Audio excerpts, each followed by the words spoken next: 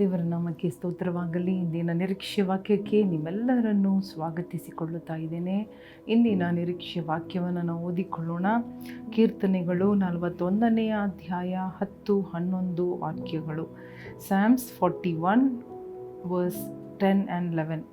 ಯೆಹೋವನೇ, ನೀನಾದರೋ ಕರುಣಿಸು, ನನ್ನನ್ನು ಏಳ ಮಾಡು, ಆಗ ನಾನು ಅವರಿಗೆ ಮೊಯ್ತೀರಿಸುವೆನು. ಶತ್ರುಗಳ ಜಯಧ್ವನಿ ಇಲ್ಲದರಿಂದಲೇ ನಿನ್ನ ಒಲುಮೆ ನನಗುಂಟಾಯಿತೆಂದು ತಿಳಿದುಕೊಳ್ಳುವೆನು. ಹಲ್ಲೆಲೂಯಾ. ನೋಡಿ, ಇಲ್ಲಿ ದಾವೀದು ಹೇಳುವ ಕಾರ್ಯ ಏನೆಂಬುದಾಗಿ ನೋಡುವಾಗ, ಯೆಹೋವನೇ ನೀನಾದರೂ ಕರುಣಿಸು, ನನ್ನನ್ನು ಏಳ ಮಾಡು ಎಂಬುದಾಗಿ ನೋಡಿ.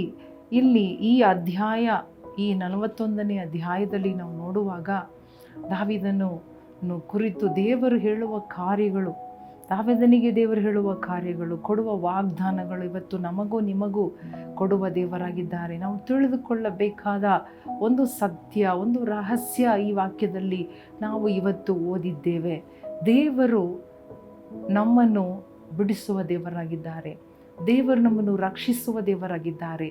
ಅವರು ನಮ್ಮ ಮರಣದ ಹಾಸಿಗೆ, ರೋಗದ ಅವಸ್ಥೆಯನ್ನು ಬದಲಿ ಮಾಡುವ ದೇವರಾಗಿದ್ದಾರೆ. ಅವರು ನಮ್ಮ ಮೇಲೆ ಕರುಣೆ ಇಡುವ ದೇವರಾಗಿದ್ದಾರೆ.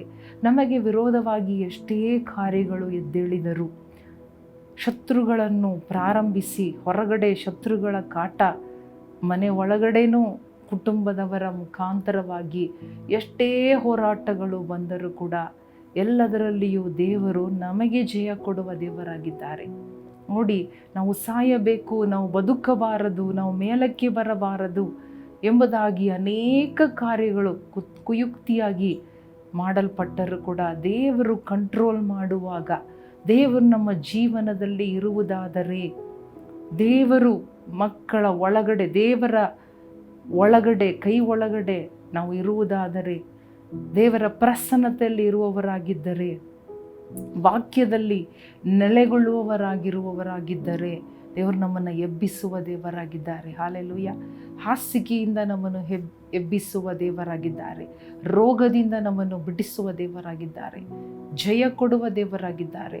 ಇಲ್ಲಿ ದಾವೀದ ಹೇಳುವ ಒಂದು ಮುಖ್ಯ ಕಾರ್ಯವನ್ನು ನಾವು ನೋಡುವಾಗ, ಶತ್ರುಗಳ ಜಯ ಧ್ವನಿ ಇಲ್ಲದರಿಂದಲೇ ನಿನ್ನ ಒಲುಮೆ ನನಗೆ ಉಂಟೆಂದು ತಿಳಿದುಕೊಳ್ಳೇನು. ಎಷ್ಟೋ ಶತ್ರುಗಳು ಹೋರಾಡಿದರು, ಯುದ್ಧ ಮಾಡಿದರು, ವಿರೋಧಿಸಿದರು, ಆದರೆ ಅವರಿಗೆ ಜಯ ಧ್ವನಿ ಸಿಕ್ಕಲೇ ಇಲ್ಲ. ಅವರಲ್ಲಿ ಜಯ ಧ್ವನಿ ಆಗಲೇ ಇಲ್ಲ. ಈಗ ತಿಳಿದುಕೊಂಡೇನು, ಸಮ್ಟೈಮ್ಸ್ ಈ ಎಲ್ಲ ಶತ್ರುಗಳು ಬಂದಾಗ ನಮಗೇನು ಅನ್ನಿಸುತ್ತದೆ? ದೇವರ ಒಲುಮೆ ನನಗೆ ಇಲ್ಲ, ದೇವರು ನನ್ನ ಮೇಲೆ ಪ್ರೀತಿಯಾಗಿ ಇಲ್ಲ. God doesn't love me, god has forgotten me.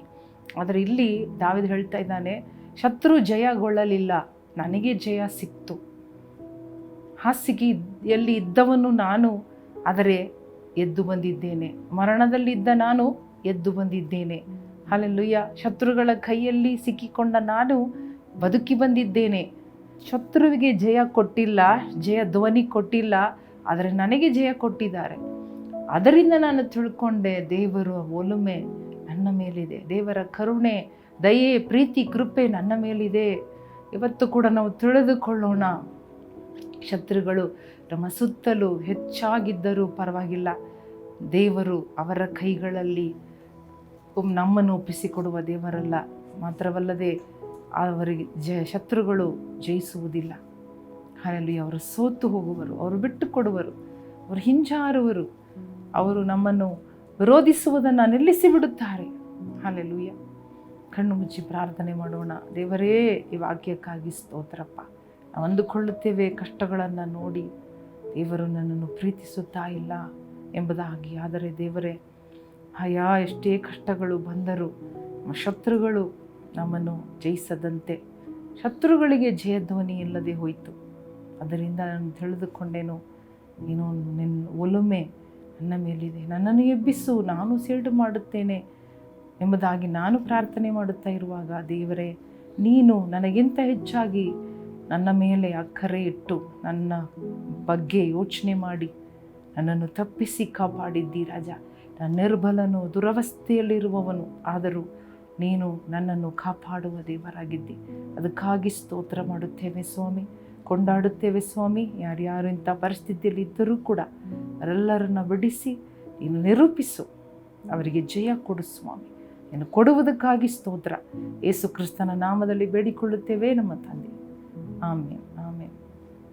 ಪ್ರಿಯ ವೀಕ್ಷಕರೇ, ಈ ವಾಕ್ಯದ ಅನುಸಾರವಾಗಿ ದೇವರು ನಿಮಗೆ ಜಯ ಕೊಡುತ್ತಾರೆ.